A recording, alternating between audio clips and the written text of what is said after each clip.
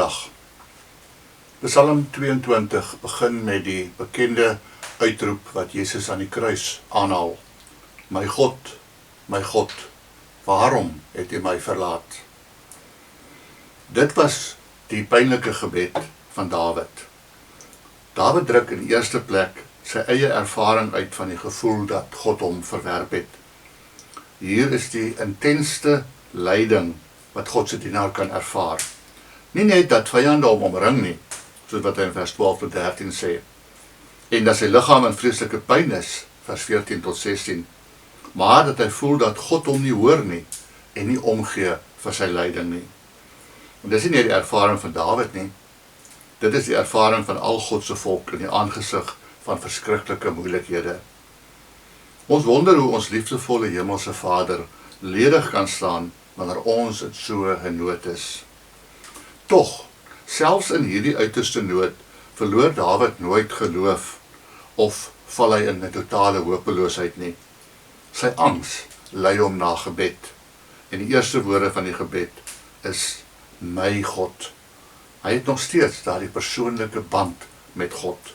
Selfs in sy lyding en verwondering oor die weë van God, laat hy nie sy kennis los dat God sy God is nie. Te midde van sy angs bevestig hy daardie geloof. Hy onthou God se vorige getrouheid in Israel se geskiedenis.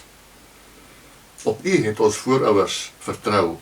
Hulle het vertrou en U het hulle bevry. Tot U het hulle om hulp geroep en hulle het ontvlug. Op U het hulle vertrou en hulle het nie beskaamd gestaan nie.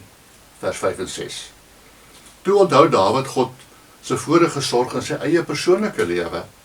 Hier is immers die een wat my uit die baarmoeder gehaal het, my op die borste van my moeder laat vertrou het. Op U is ek aangewese, van die moederskoot af, van my geboorte af, is U my God. Vers 10 en 11.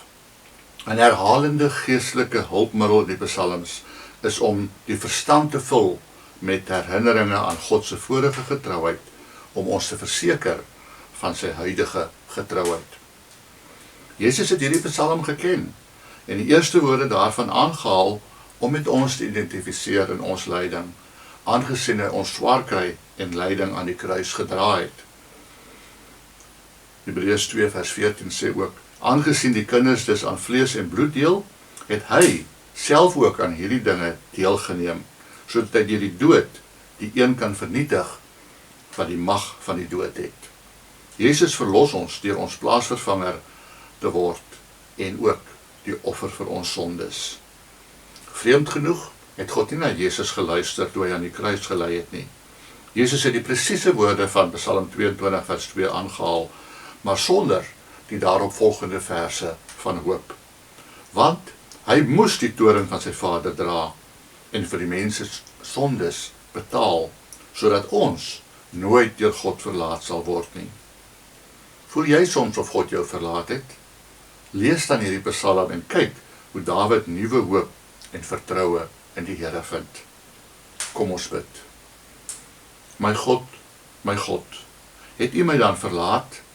U antwoord nie op al my jammerpraat.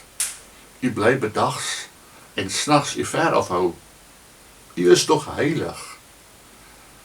Daar waar U woon, is Israel beveilig. U het gered, o God, in die verlede. U het geluister na my smeekgebede. U is getrou. Amen.